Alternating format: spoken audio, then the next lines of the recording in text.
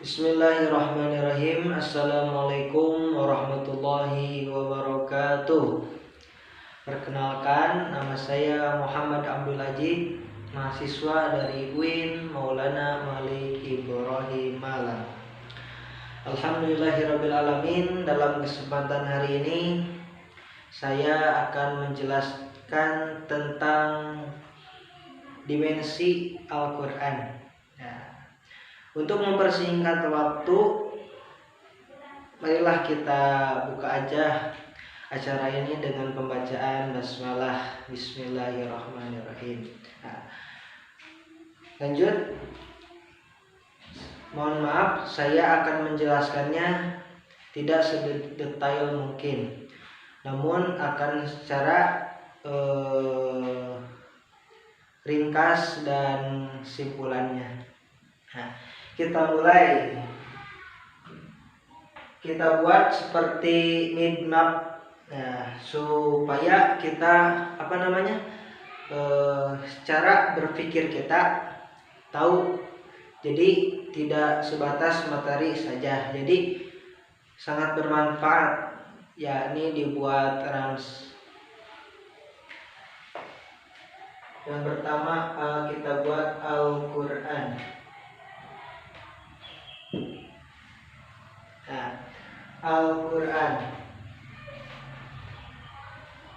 Al-Quran terbagi, saya pecah menjadi 5. Yang pertama adalah secara terminologi.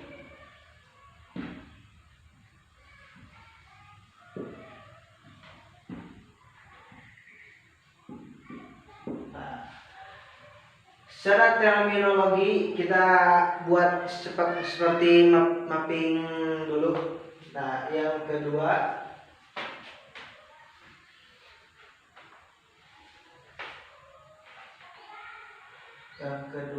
adalah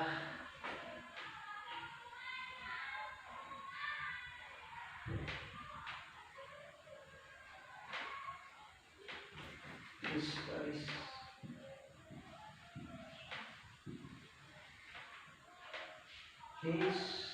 Al-Quran. Kurung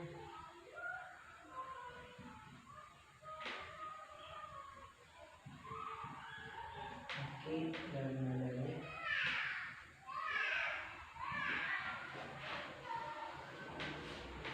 Ketiga adalah aspek tentang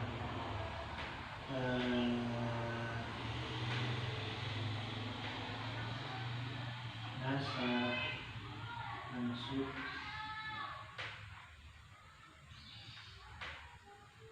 lalu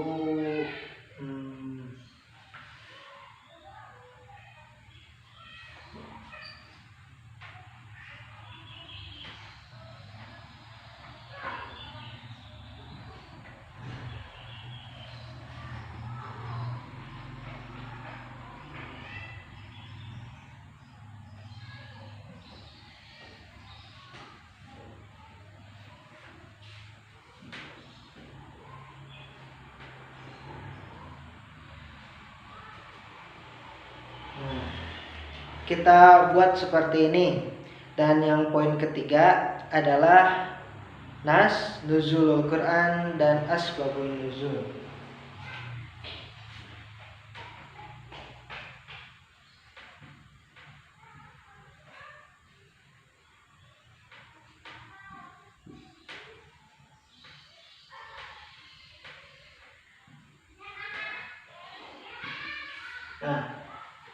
Kita bagi menjadi 5. Yang pertama adalah secara terminologi. Secara terminologi, Al-Quran adalah kitab suci Al-Quran, yakni kalamullah, perkataan firman Allah Subhanahu wa Ta'ala yang diturunkan melalui manusia pilihan, yakni junjungan kita, habibana wa nabiyana, Kanjeng Nabi Muhammad Sallallahu Alaihi Wasallam. Dan Al-Quran ini adalah menjadi sumber hukum Islam yang pertama. dikarenakan apa namanya? Yang pertama, yakni Al-Quran adalah hukum Islam yang pertama. Karena kan kitab kan di dalam Islam ada 4. Yang pertama kitab Taurat, Injil, Zabur, dan Al-Quran. Nah, kalau yang 3, Taurat, Musa, Zabur, Daud, Injil, Isa. Nah, yang terakhir Al-Quran kepada Kanjeng Nabi Muhammad SAW. Nah, adapun ada suatu hadis katanya, apabila seseorang yang hidup di zaman Nabi Musa dan hidup kembali pada zaman Kanjeng Nabi Muhammad, maka ajaran tersebut harus panut kepada Al-Quran, tidak sama kitab Taurat, Injil maupun Al-Quran. Nah, secara terminologi dan singkatnya gitu turunnya Al-Quran. Yang kedua, latar belakang historisnya Al-Quran atau disebut Makki dan Madani. Nah, ingat, Al-Quran selain Makki dan Madani diturunkan menjadi dua fase. Yang pertama, disekaliguskan. Al-Quran itu dari Allah Subhanahu wa taala diturunkan langsung, yakni di mana? Di Lauhil Mahfuz, betul. Nah, Lauhil Mahfuz atau bisa disebut apa namanya? Ya, Lauhil Mahfuz. Yang segala lupa atau kiblatnya atau Ka'bahnya, alamnya semua malaikat ya. Jadi aras. Nah, bisa disebut aras. Nah, latar belakang historisnya, yang pertama kan diturunkan langsung. Yang kedua secara beransur-ansur. Nah, yakni contoh kepada malaikat Jibril menurunkan kepada Kanjeng Nabi Muhammad SAW. Nah, secara beransur-ansur berapa lama? Yakni 22 tahun, 2 bulan, 22 hari. Nah, dan yang 22 dan 22 ini diturunkan menjadi 2 fase. Ada yang Makki, ada yang Madani. Nah, secara fase logot, Makki adalah Makki adalah sesuatu surat atau ayat yang diturunkan. Kalau menurut logot, Makki adalah Mekah dan Madani adalah Madinah. Nah, kalau secara istilah, kalau Makki adalah suatu Al-Quran atau ayat, suatu surat yang diturunkan ketika Kanjeng Nabi Muhammad berada di kota Mekah. Begitu juga Al-Quran diturunkan secara di Madinah, berarti menjadi surat Al-Madani. Nah, adapun berapa lama katanya kalau di Mekah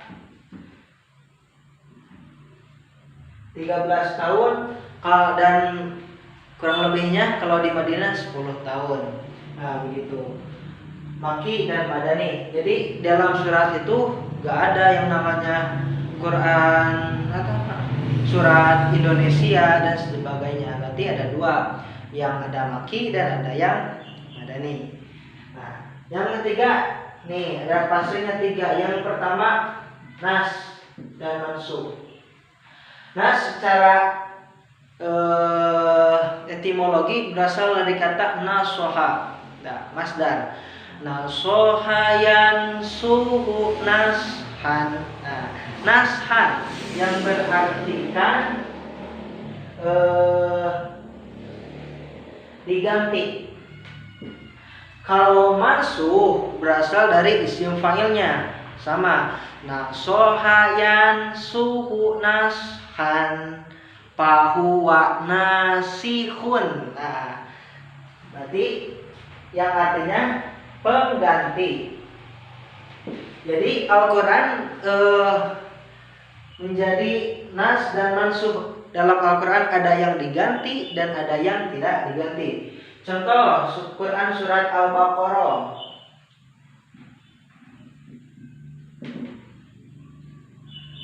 ayat 63 dan diganti oleh surat At-Taubah. Nah, saya contohnya begini. Maaf. Di zaman dahulu, ketika di zaman Nabi Musa, kalau nggak salah, kalau kita ada najis berada di tangan kita, maka tangan kita harus disebet, harus dilukai untuk menghilangkan najis tersebut.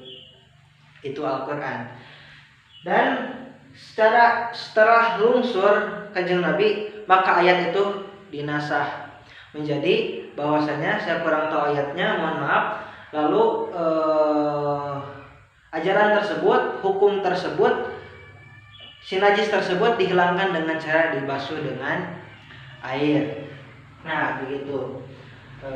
Secara istilah, kalau nas dan mansukh itu sesuatu ajaran atau hukum yang berlaku pada zaman dahulu dan dinasah gitu. Jadi tidak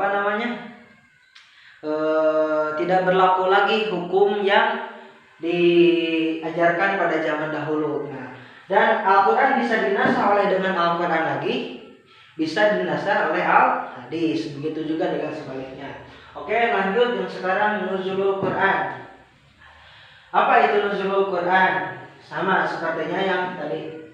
Nuzulul Quran adalah sesuatu ilmu yang mempelajari tentang bahwasanya Al-Quran itu dilungsurkannya dengan cara apa. Nah, seperti yang tadi, 22 tahun, 22 tahun, 2 bulan, 22 hari. Dan ada maki, ada madani. Nah, berkata di kata-kata nazila. Nazila yanzalu nizlan fahuwa nazilun. Nah, fahuwa jadi isim fa'il. Ya, yang berkata masih berkaitan dengan hanya historis yang kedua, yaitu asbabun nuzul. Nah, dalam Al-Quran ada suatu ilmu yang mempelajari tentang asbabun nuzul. Apa itu asbabun nuzul? Asbabun nuzul itu adalah sebab-sebab diturunkannya satu surat atau satu ayat. Saya kasih contoh satu surat At-Taubah yang berbunyi Tabbat yada a'udzu billahi minasyaitonir rajim. Bismillahirrahmanirrahim. Tabbat yada abi lahabin wa tab. Shadaqallahu a'lam. Baca surat Tabbat. Nah, surat Tabbat ini asbabun nuzulnya ketika pada saat Kanjeng Nabi Muhammad SAW itu mengumpulkan bukan di Guha, di Bukit Sofa. Nah, di Bukit Sofa ini Kanjeng Nabi menyuruhkan bahwasanya akan ada peperangan musuh di pagi hari ini, dan ingatlah akan terjadi istilahnya musibah yang sangat besar di hari ini. Lalu Abu Lahab berkata, "Oi," kata, kalau zaman sekarang ya demo. Nah, apakah ini yang kamu apakah hanya ini yang kamu akan terangkan pada hari ini? Dalam berartian beliau tidak terima dan demo. Nah, oleh karena itu Allah Subhanahu wa taala langsung melaknat, langsung diturunkannya Tabat yada abi lahabi wa tab. Tabat, celakalah. Yada, tangannya, abi lahabi wa tab. Abi lahabi wa tab itu pamannya sendiri. Kenapa tangan? Tidak apa, karena secara istilah kita lihat zaman sekarang istilah tangan itu adalah kalau segala di dalam kepemimpinan sangat penting, namanya tentang tunjuk. Dan kalau kita memberi semangat pada orang lain, takbir, selalu begitu kan? Nah, tabat, jadi gunakanlah tangan kalian untuk apa namanya? Untuk beramal soleh di dunia, untuk nanti di akhirat. Yang lanjut ya, waktu yang ketiga adalah ijaz. Apa itu ijaz? Diambil dari kata jazayu jizu ijazan fahuwa ajizun. Ajiz wadaka ma'juzun ijiz la tajiz. Tapi ini mah puja, lain kujizai. Nah, yang berartikan suatu orang yang apa namanya, yang lupa, yang intinya apes, yang tidak percaya. Dalam artian ijaz itu adalah mukjizat, bukan apes. Allah maaf. Suatu orang yang maaf lupa, kalau disimpulkan ijaz itu adalah mukjizat Al-Quran. Nah, mukjizat Al-Quran itu adalah sangat yang luar biasa, dikarenakan mukjizat paling terbesar bukan kepada zaman Nabi Adam ke belakang, Nabi Isa ke belakang, tapi pada zaman paling besar adalah Al-Quran. Nah, Al-Quran ini mukjizat yang paling besar. Saya kasih contoh. Jadi secara penurunannya juga beda. Contoh, jadi Al-Quran itu kenapa tidak diturunkan ke dunia? Saya ulang lagi di sini ya, di sini saya ulang lagi. Kenapa diturunkan ke dunia tidak secara beransur-ansur? Dikarenakan Al-Quran adalah suatu hukum atau keterangan atau apa namanya, untuk memecahkan masalah.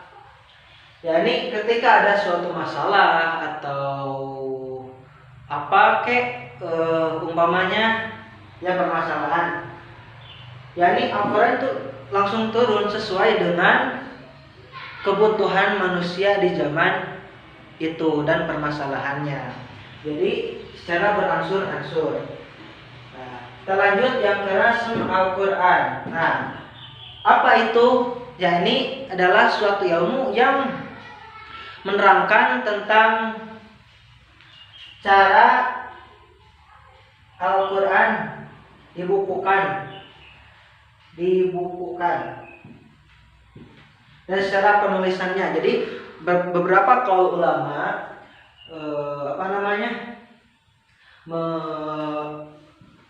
berunding yang dipimpin oleh Utsman bin Affan pada zaman Utsman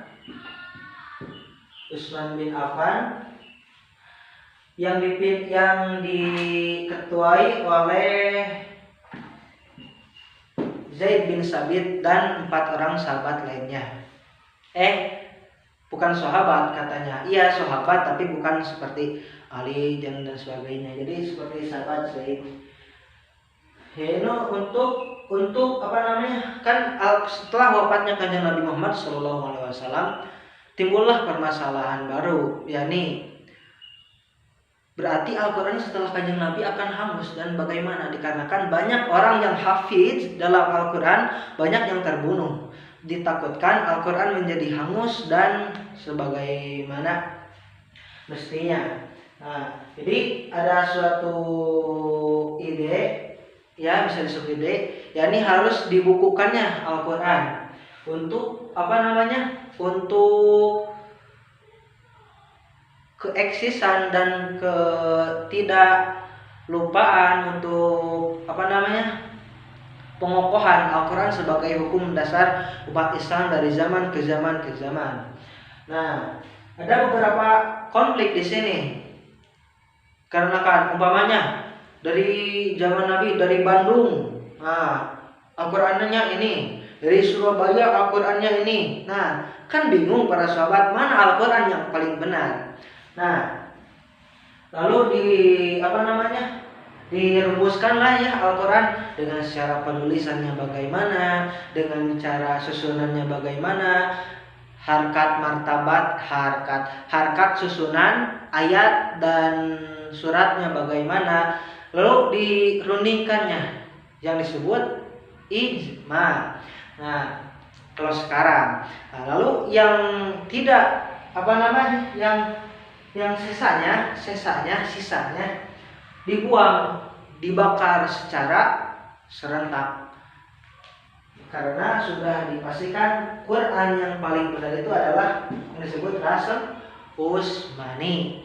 Nah, kita simpulkan dalam kategori 5 ini bahwasanya Al-Quran adalah ayat suci Al-Quran, kalamullah, perkataan dari Allah Subhanahu wa Ta'ala yang diturunkan kepada junjungan kita Kanjeng Nabi Muhammad Shallallahu Alaihi Wasallam. Dan Al-Quran adalah menjadi sumber hukum utama yang paling utama di dalam Islam. Nah, kita dan gini ya, secara dakwah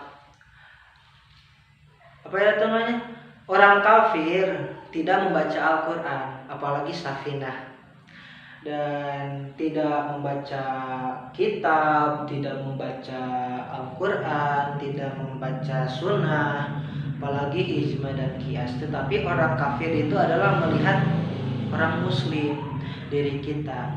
Nah, apakah kita baik? Jadi orang kafir itu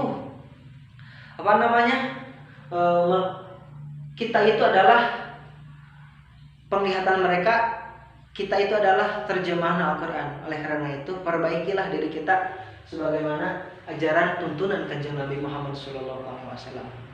Itu dakwahnya. Ya, di kesimpulannya itu Al-Quran adalah hukum bagi umat Islam yang pertama, dan kita wajib meneladani apa yang diperintah, diwarang oleh Kanjeng Nabi Muhammad Shallallahu Alaihi Wasallam. Mungkin itu yang dapat saya sampaikan. Kurang lebihnya mohon maaf. Kalau ada yang yang lebih dari Allah Subhanahu Wa Taala, kalau yang salah dari saya sendiri. Sekian, Allahumma muwaffiq ila aqwamit thoriq. Wassalamualaikum warahmatullahi wabarakatuh. Untuk pemotretan Al-Quran,